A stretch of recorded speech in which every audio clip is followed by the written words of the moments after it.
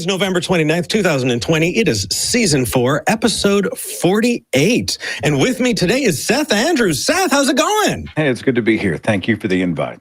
Absolutely. I cannot believe that we've gone 4 seasons and this is your first time on Talk Heathen. I'm really happy to have you here, man. I'm a big fan of, the ACA. I know I've been to Austin several times, and so it's nice to be here, and I appreciate the opportunity, man. Yeah, absolutely. So before we really dive into anything, for people who don't know who you are, who the hell are you? In a nutshell, I'm a former evangelical Christian, raised in a fundy home, Christian school, student leader, all that stuff. I got into Christian radio back in 1990 and sort of rode the wave of the popularity. It really went from a bargain basement shoestring kind of operation back in the 70s, 80s, and early 90s. And then it became this big industry. Christian music became this big industry. And I was kind of there when lightning struck. And so I was part of a very successful morning show for KXOJ 100.9 FM. And then I was over at another station with Clear Channel, KISS FM, did some pop radio, segued into video production, did mostly church work. I did a lot of fundraising videos for churches. I traveled the country. And finally, in my 30s, there was a growing unrest. I just wasn't satisfied. It just wasn't making sense. I got tired of being told to take it on faith, and stumbled upon a video by Christopher Hitchens, and it kind of spurred me to kick the tires, to finally see, does this really make sense? Let's go down the rabbit hole. And at the end of that journey, I realized I was an atheist. And so I, coming out of a faith culture, I reject faith as a way of understanding the world. And I wanted to start a website that represented the embrace of reason and the rejection of faiths. And that is an icon called The Thinking Atheist. That is not me. I'm not a great thinker. It's an idea. It's, I think, something to aspire to. And so the website went up, the YouTube channel, The Thinking Atheist, in 2009. I started the podcast in 2010. I've written 4 books and still here flapping my gums, trying to perhaps, hopefully, help other people who might be going through the same stuff that I was going through back in 2007. So that's me in a nutshell.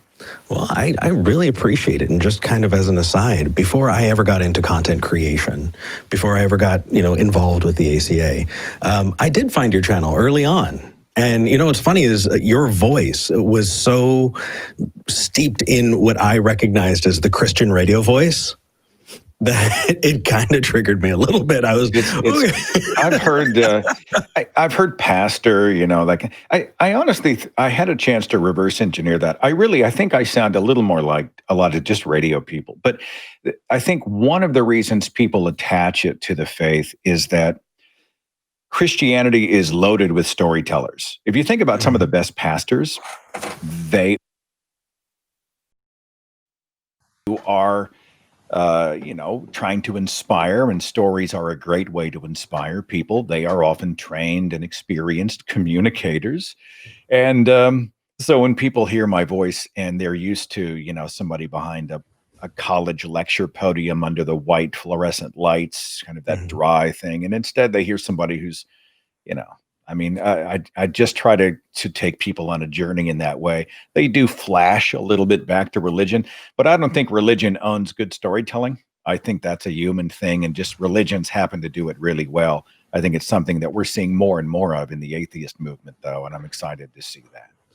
I agree. And I think that definitely listening to you more, you speak from the heart.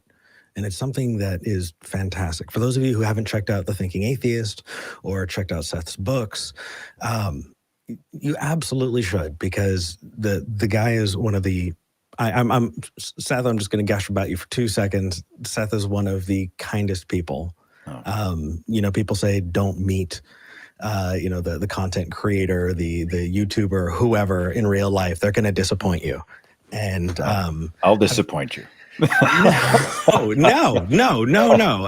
I have met you several times, and every time you have never disappointed. You are the same person in real life that you are on the other side of the camera, and I absolutely appreciate and respect that. So And I appreciate the kind words. Thank you. yeah, absolutely. They're earned. So that said, I've got a couple of announcements before we dive into calls. The first is the normal announcement that Talk Heathen is a product of the atheist community of Austin. It's a 501c3 nonprofit. If you like what you do and you want to support us, please consider becoming a patron. Patreon.com/talkheathen to me. 2/3 of the way through the episode, we thank our top 5 patrons. I have it up on the screen and I hit refresh right before I thank them. So if you want to hear your name read today, go to patreon.com/talkheathen to me and become one of our top 5 patrons. On top of that, we have a couple of spaces for calls still. I only see one religious caller in the queue. If you want to call and talk to us, we have a landline 512-991-9242. And we also have a line that you can call from anywhere in the world online. Go to tiny.cc/callth. Call us, tell us what you believe and why. Also, I believe we normally have the nonprofits on at 3. We are going to be doing a hard cut at 2:30 today. So after the show, I'm going to be hopping into Discord to talk to people. So if you want to join us on Discord, make sure that you follow the link, tiny.cc/ACA Discord. I know our producer is rushing all over the place to replace everything in the bottom third and it's just being awesome about it. So thank you. That said, I think we are about ready to dive into calls. You ready? I'm ready at your disposal, my friend. All right. And just to call them out on the air because I think it would be hilarious. Best name ever in the chat. We love you. And best name ever was posting out that this would be the ASMR episode, and I'm pretty happy about that. Kristen and I are friends, and she's a part of. I do a little online gaming. I'm horrible at it, but she's part of what we call the Gaming Badly crew, and she's usually there to help keep me from, imminent death and destruction, giving me the gaming wisdom that I do not have. It's her and a core group of people. So when I saw the tweet, I couldn't help but share it, and it made me laugh. Thanks for that. I definitely have seen that, and I've seen the core group you're talking about, and you've got some good people, man. You've got some really good people.